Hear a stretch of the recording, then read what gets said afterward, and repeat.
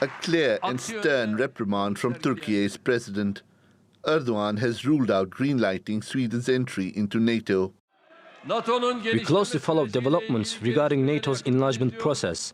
Sweden do not bother at this point. We will not say yes to Sweden's entry into NATO as long as you allow our holy book, the Quran, to be burned, torn apart, and to be done with the approval of your security personnel.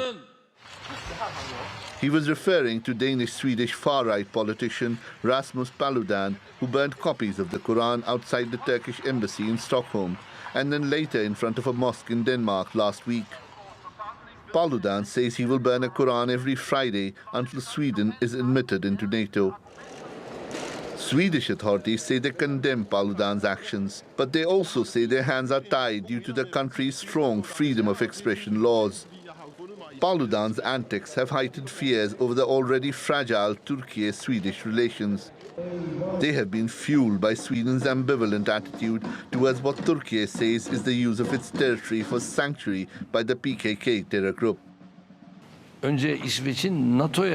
First, we saw Sweden's application for NATO membership as an opportunity for us to establish a comprehensive and long-term cooperation in the fight against terrorism. However, we saw that the commitments made in the fight against terrorism within the scope of the Memorandum of Understanding were not fulfilled. Terrorist organizations have targeted our country and me the ugliest way.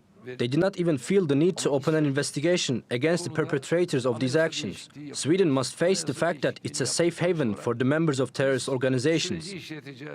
This means Sweden's push for membership is unlikely to come forward in the coming months. But that's not the case for Finland. It moved to stop extremists imitating Paludan in Helsinki, something Turkey says it appreciates.